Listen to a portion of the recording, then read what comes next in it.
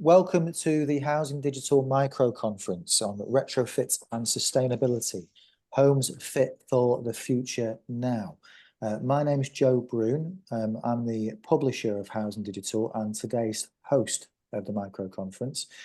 Today we look at retrofit and the huge role it plays in making homes more energy efficient, with dedicated initiatives such as the Social Housing Decarbonisation Fund. We look at how social landlords and their supply chain partners are delivering the goods. What are they doing? How are they going about it? And how is the parlous economic climate hindering efforts or indeed spurring them on? And I'd like to introduce the Business Development Manager for Raven Housing Trust, Greg Martin. Greg, feel free to take over and share your screen.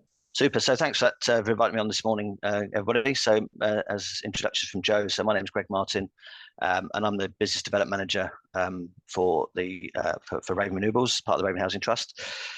New to social housing, really, but been in the energy tech industry for quite a number of years in various sectors, sort of the voltage optimization sector, sort of different technologies as well.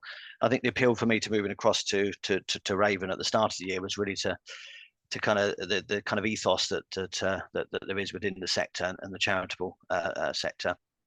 And Raven Renewables was set up at about 3 years ago. And it's although we are a for-profit business, it's not for profit in that anything we make goes back to the charitable parent, back to Raven. So there's a real kind of, for me, it was great to get into this side of it. So, and today I'm going to talk really about kind of what Raven Housing Trust have done, and what we're able to help with as Raven Renewables. The opportunity is great, and there's some lessons along the way, and some new tech as well. So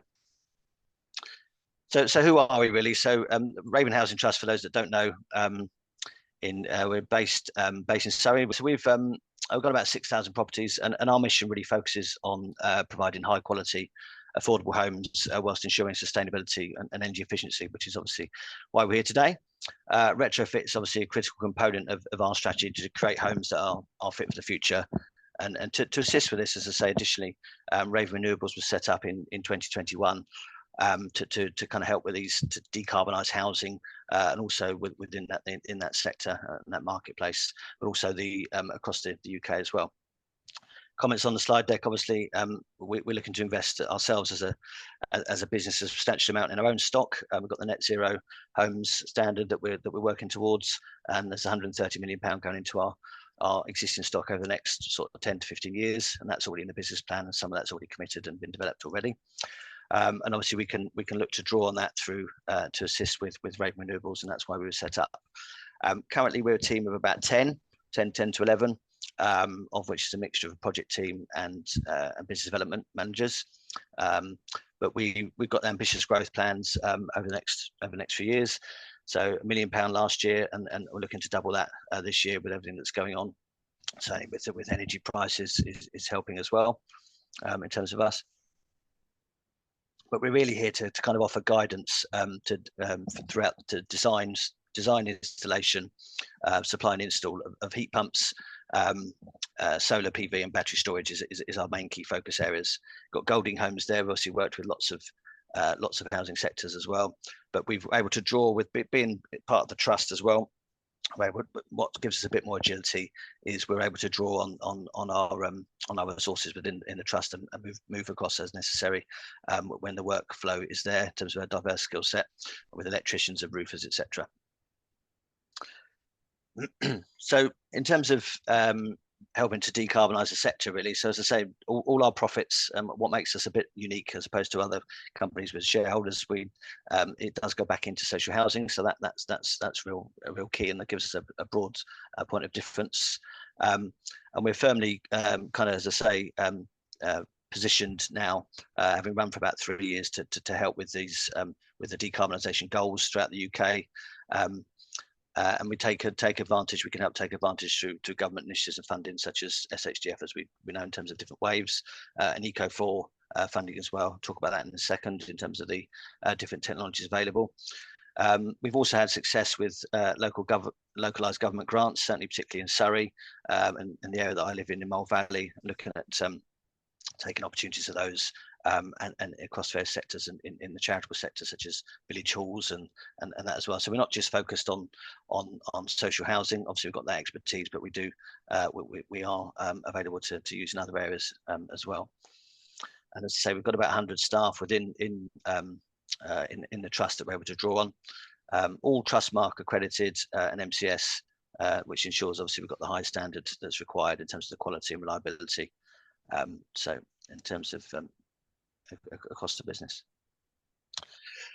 So markets we're working, clearly there is a focus for us in housing associations. We've worked with quite a few in the last 12 to 18 months. MHS Homes, doing some work with at the moment. They've got some schemes up where they've already got, we're taking advantage of because they've got having roof repairs. So we're able to tag on to that with the roofing contractor and do PV installations for them as well. So there's an opportunity there to make a cost saving for them on that. Golding Homes, you saw the slide earlier, and more recently Croydon Churches Housing Association, and obviously our own housing stock as well. But clearly in terms of making homes kind of fit for the future as well, we've got the new builds there on the top left. I'm hoping that's a south facing roof with the PV panels on it in terms of the image that we've used. I'm sure it is. Yeah, so it's really working with these developers at an early stage so that we can make these homes as they should be in terms of to decarbonise the UK moving forward towards the net zero standards that we're all striving to achieve. And we've got quite a good few relationships with these developers now. And again, bottom left there, we've done quite a bit in the commercial sector. That's a large warehouse down in Crawley, a company called Ceresep, and obviously being a charity in terms of a charitable parent with the trust, we've got a good key to work with charities such as care homes and that as well in terms of the third sector. Which brings us on to, this is just an example last year, very close to me, actually. This one's just a stone's throw from my house, this one. So the Grange Centre in Bookham, some really good savings there. It's quite a sprawling site, and it's a care home that offers support to people with learning disabilities. So in a similar to some of our stock as well, in terms of the mix up, but it's obviously huge energy bills throughout the last few years. It's quite a complex site, which includes kind of social housing, training facilities, community spaces, and even a heated therapy pool there, which we're looking to go back and do a heat pump for them, hopefully later this year as well. But it's a good payback for this one with the high prices they had last year. The numbers there obviously speak for themselves there. So about a 6-year payback. We used, it's got about 85 solar panels on the various roofs there, about 30,000 kilowatt hours a year. Removing that from the grid reliance, so some good opportunities there, and again they're looking to come back to us as well. A little bit about innovation. Obviously, we had Sam on the last conversation there with some of the tech that he's got, but this is a company that we're working with, a company called Illume, and we're registered installers, Raven Renewables. So this is really it's obviously within the social housing stock, and certainly our own stock. Flats are particularly tricky to decarbonise and to add value to in terms of to get them to reduce their energy usage, and they're the worst ones in terms of fuel poverty generally anyway. But Illume, this Australian company, they've developed a product called SoulShare, and this helps to do a number of things. Helps to boost EPC ratings. Obviously, flats in the middle there. We can do that, and the way it does it is traditionally, obviously, you'd have a large array, and it would either go to the landlord supply or it'd be exported to the grid. So of little benefit, certainly with FIT schemes ending many years ago. But what this does is it enables a sharing of solar across multiple flats, which, as I say, can achieve the EPC ratings. You could. It's quite intuitive in terms of for energy demand. So 2 or 3 kilowatts per flat, whereas before there's obviously savings. Could do anywhere between the kind of sweet spot is between 4 to 15 flats, and we've really seen those increase of EPC bandings in those middle flats as well. We've recently done 12 installations in our own properties over in Epsom in Surrey, or just outside of Epsom. And we're looking to do keep an eye on our kind of LinkedIn page and stuff. We're looking to do we just won a large contract in North London, which is going to have about 75 flats. and on the rooftop there. And that's quite an interesting one because that local authority there are doing a doing it as a power purchase agreement. So they're doing it as a PPA.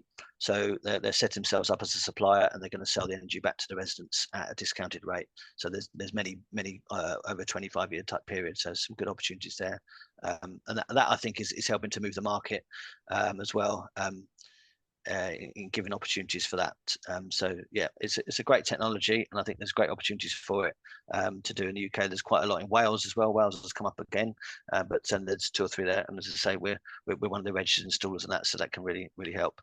And anecdotally, I think as well, at one of these flats in Epsom we installed earlier in the year, one of the residents called up called up our team, member of our team, saying, I think there's a problem with the meter, but actually they're pretty much nearly off grid. Which is great with the battery storage that they've got there as well in terms of combination. They can do the arbitrage for the battery overnight, and obviously the solar in the day is giving them some real benefits as well. Clearly, it's not all plain sailing all the way. It's obviously the energy price helped in terms of being able to deploy some of these to give good payback, certainly for our commercial clients.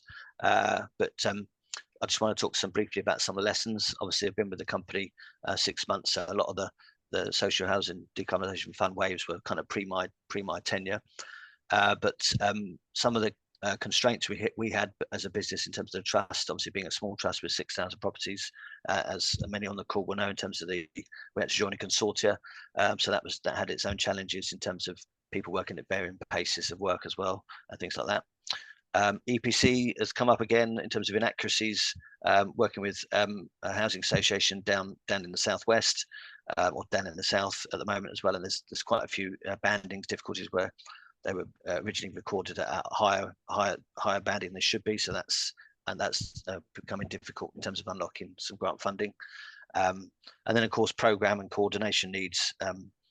In terms of if you're doing EWI and PV, there's quite a bit of resource intensive in terms of programming that. And I think that's where certainly again some of the smaller ones have had difficulties in terms of coordinating the projects in general across multiple sites.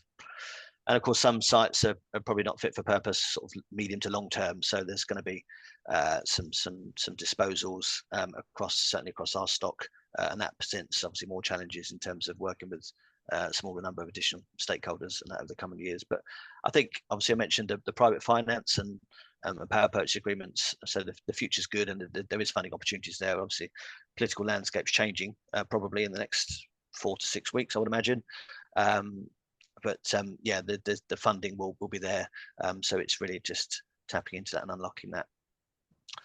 So I think in summary, really probably well within the 10 minutes here, but yeah, I think Raven Housing Trust generally, our commitment to retrofit and sustainability, certainly through what we're doing with Raven Renewables, is giving us a proactive approach to creating energy efficient homes to make them fit for the future, certainly with our new stock as well, in terms of through to net zero.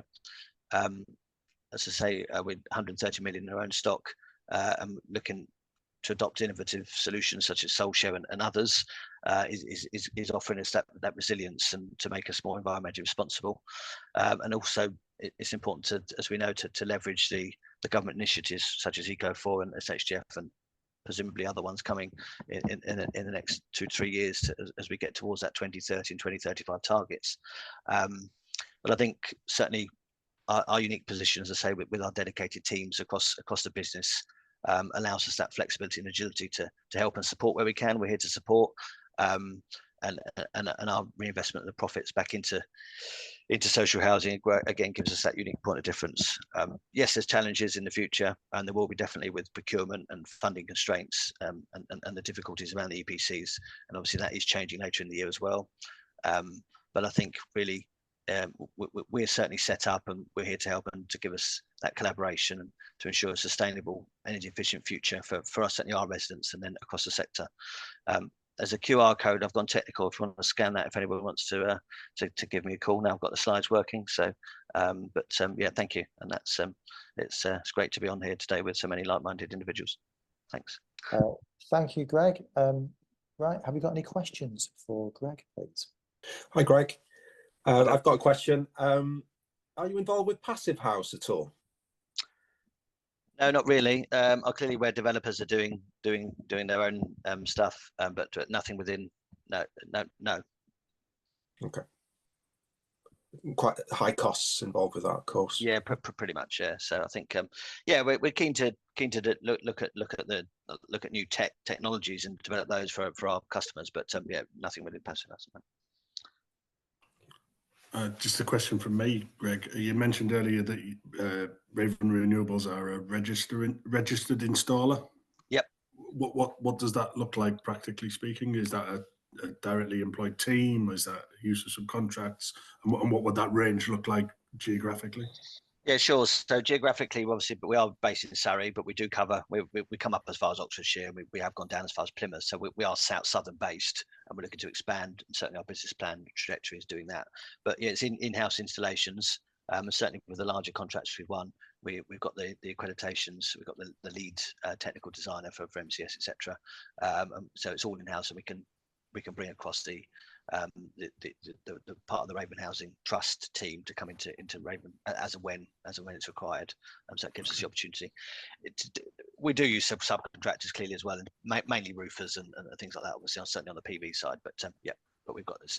We try to use in-house where we can and develop the experience and offer that as an option. Great, thank you for that. Thanks for your question, John. Hudson, you got a question? Yeah, I put something in the chat. I was just saying there's a lot of talk about whether EPCs are the right thing to use in terms of whether modeling and all these other things. Is there anything actually coming out in the horizon, or is there any news that you have regarding that? I don't think so, to be fair. I think it's an established method, isn't it, in terms of that? So, and obviously people have got the targets to hit. Yeah. They've been scored at whatever figure they were, and got scores to get towards. And that's part of. I don't see, but who knows what's going to go on in the political landscape in the next 18 months to 2 years, really. So all change at the end, probably. Indeed. Who There's knows? always. Who knows? But we're obviously doing what we can at the moment to kind of help with what we do to help boost those, to get those EPC ratings up. Super. Well, thank you, Greg, for a very insightful presentation. So just say a big thank you for attending today. Thank you to our presenters. For those who haven't registered on Housing Digital, please feel free to do so. There's a whole host of benefits. We have a social wall, direct messaging. You can upload blogs and articles, all free of charge for social housing professionals. So if you haven't registered on Housing Digital, please feel free to do so. And that draws today's micro conference to a close. So thank you again for all who attended, and hope to see you at a future event.